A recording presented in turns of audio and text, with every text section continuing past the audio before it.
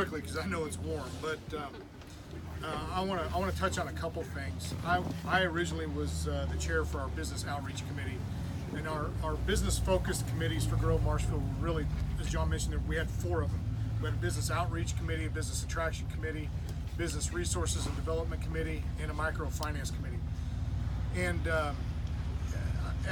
for a couple of different reasons, we've recently decided to consolidate those committees into one kind of common business-focused committee for enhanced economic development in Marshfield. And there's really 2 primary reasons why we wanted to do that.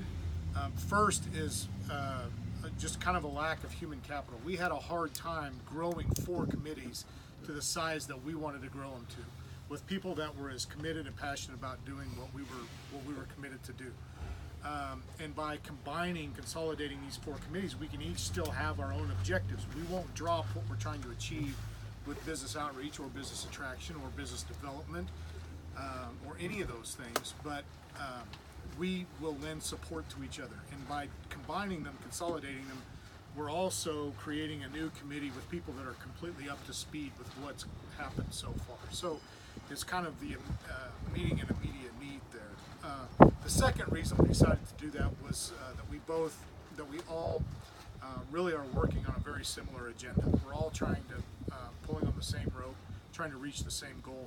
This will provide enhanced transparency with what each other's doing and hopefully make us more efficient. So all in all, we will combine those 4 committees into one large business focused committee, and it will include the chairs of all the committees I just mentioned, any other committee members that want to come on to that were on those 4 original committees. Paul's one that will join us on this new committee. We'll also include the chamber director on this committee so that she's aware of what's going on, because they're so closely related to what we're trying to achieve. Marshfield also has a group called the Marshfield Development League that's been around for a long time, and its goal is more on the industrial side. They've been very active with talking to and trying to recruit new large employers, so they'll have some representation ideally on this committee as well. Again, we hope to continue to collect a lot of data through surveys, promote our SCORE chapter, provide various funding sources, and recruit additional businesses and talent to the community.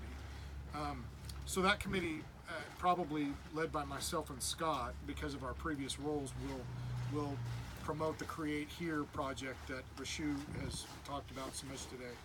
And we're approaching it just a little bit differently in that we've identified 2 specific properties, actually 3, but one got filled before we were able to move forward. So that's a win, I think.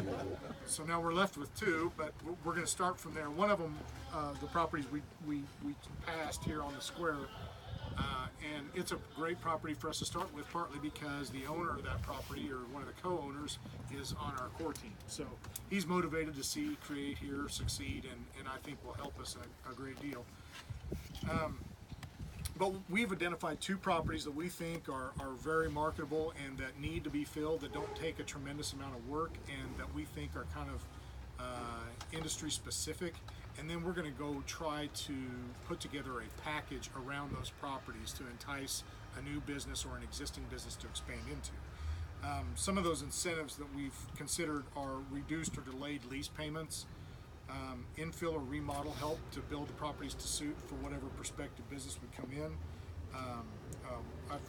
A marketing package. We've reached out to an internet and marketing firm that is willing to maybe do some marketing and branding for a reduced price.